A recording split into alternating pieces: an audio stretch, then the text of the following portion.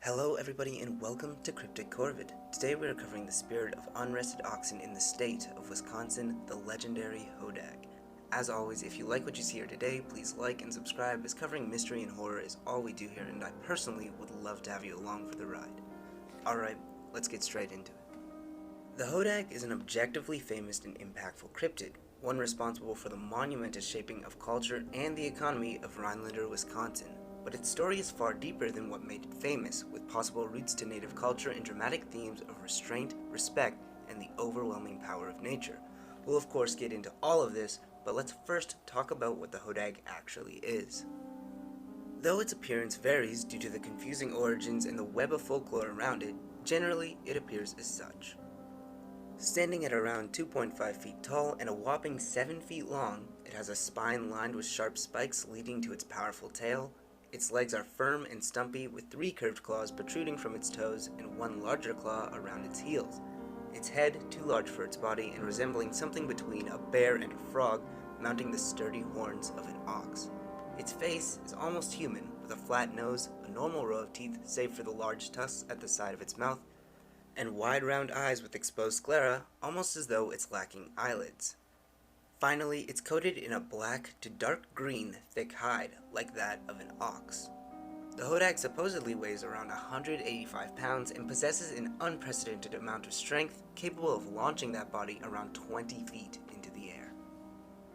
Okay, immediate impressions. This thing seems like some sort of hunter, and it is clearly made of pure muscle. Despite what you'll later see is a lot of commercialization, it still maintains a level of creepiness. It's a scary idea because it's such an unnatural amalgamation of different creatures. Even though it may only be the length of a Chinese alligator, it feels as though it may be able to take down a bear. Now, let's start with the most famous and well-known version of the Hodag story, which takes us back to the late 19th century to a respected timber cruiser and real estate broker, Eugene Shepard.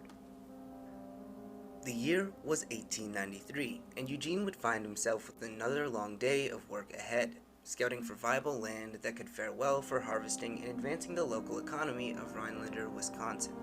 Of course, nothing new to a seasoned cruiser such as himself. He would be quick to get to work, marking trees and taking note of the land's inventory. However, that day he would stumble across a creature he had never seen before, a ferocious beast, one he believed could rip through the belly of a bear with its muscular physique and abundance of sharp claws and spikes. In a hurry, he would rush back to the lumber mill and inform the other men of the monstrous creature. He was sure that he had encountered the spirit of the dead lumber oxen the legends had told of, the Hodag.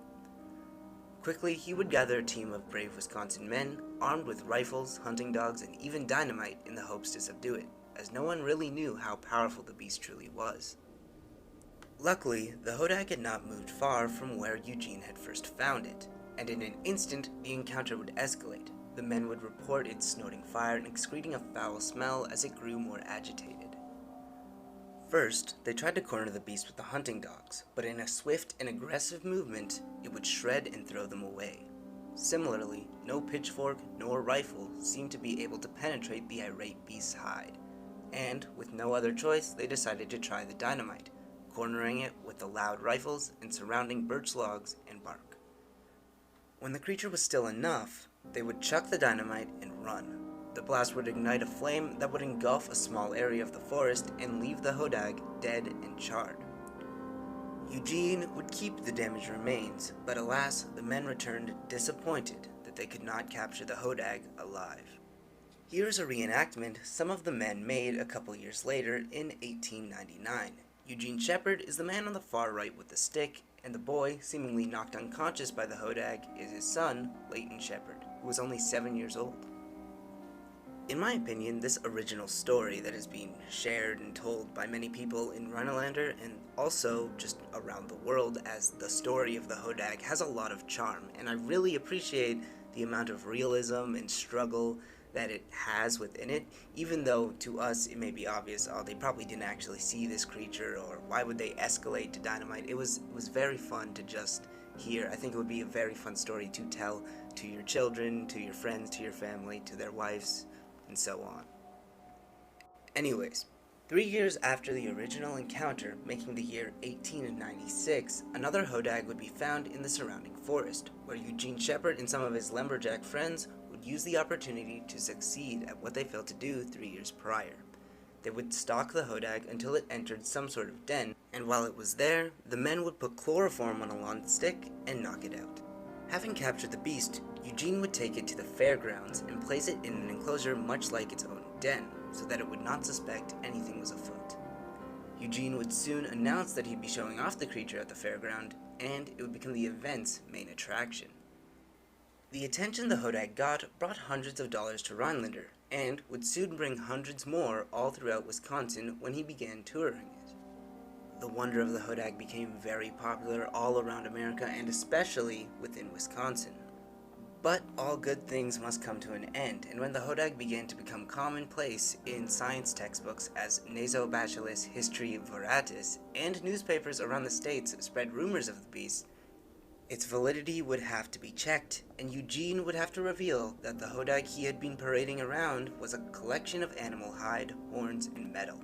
But by then, the Hodag had already solidified itself in the contemporary culture. Now, the immediate assumption of why he might have done this is probably going to be for the profit, but believe it or not, it's actually got a much more sincere motive behind it.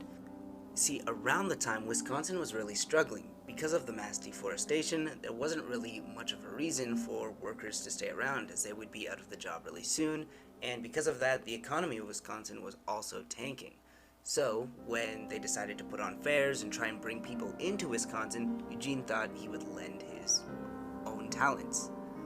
So, in relation to his old story about the Hodag, he brought it back. He found a Hodag supposedly, right? And he would begin to parade it around and say, look at this new creature. And he had a lot of very fun ways of making it appear real. See, he would attach strings to it behind, or more accurately, metal wires.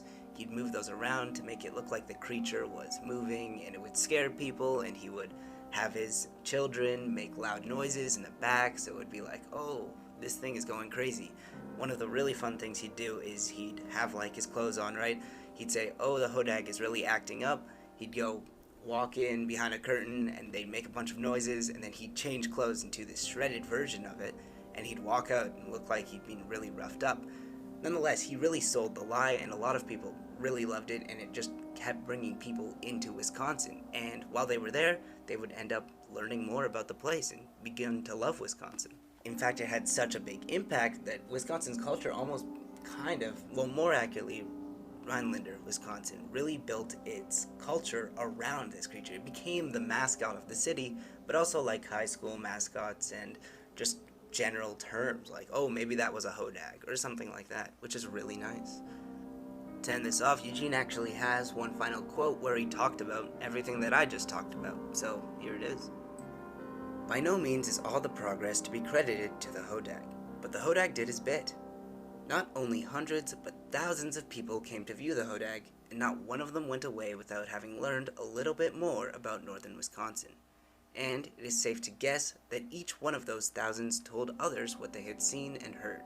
In this way, the beauties, opportunities, and resources of northern Wisconsin were spread. And many who came out of curiosity only have come to make their home with us.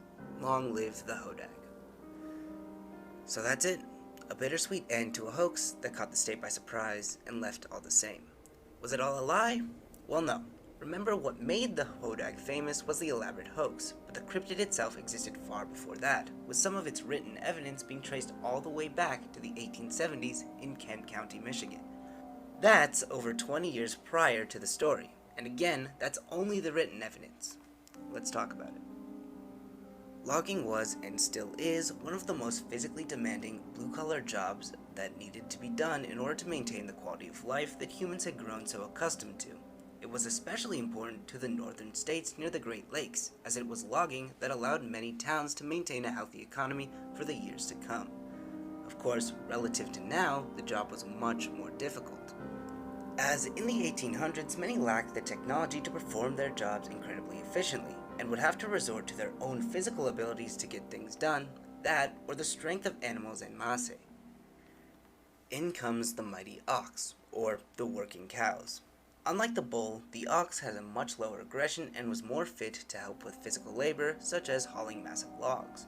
A well-treated ox was slow and steady with little to no temper and an effective worker, but a mistreated ox was defiant, restless, and dangerous. Possibly as an attempt to remind fellow lumberjacks to treat their ox better, or as a fun tale to talk about at lunch break, it was said that if a restless lumber ox was to pass, it would become the embodiment of their flaming temper, the beastly Hodag.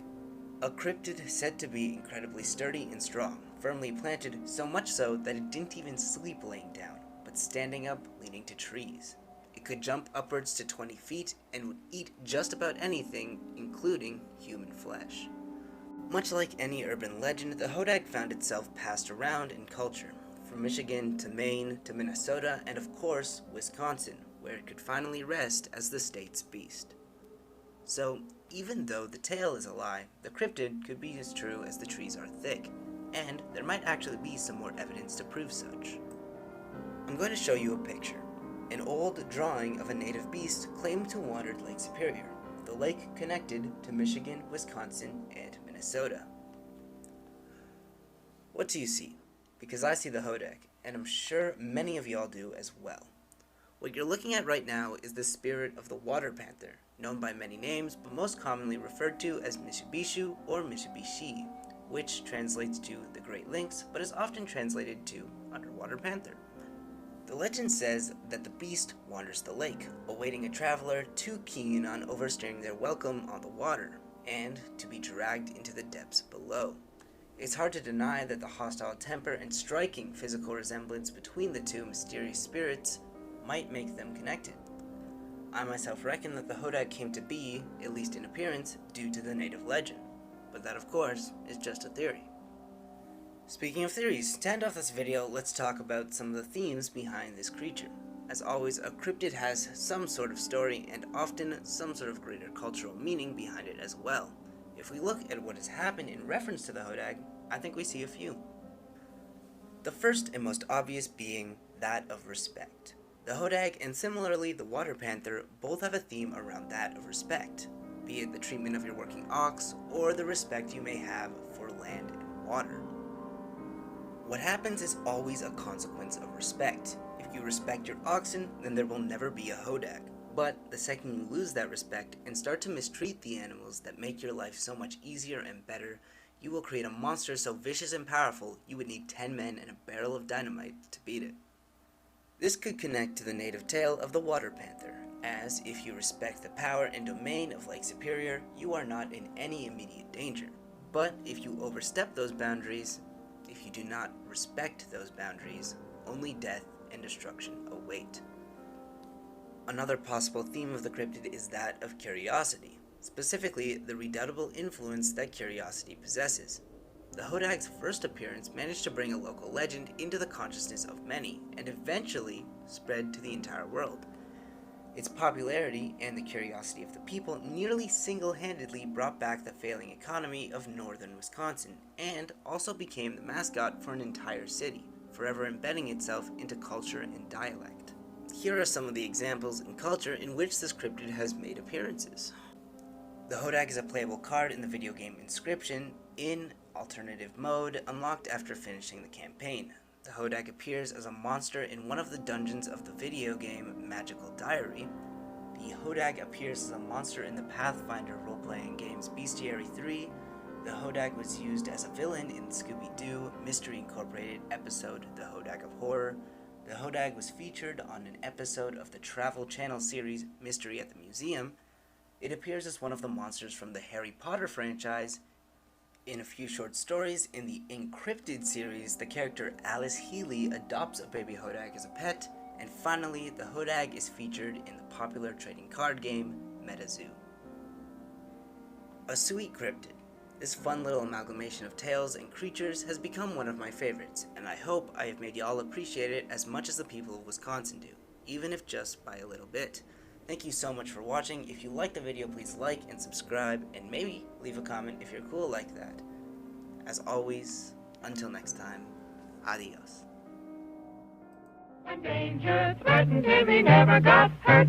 He knew just what to do. He's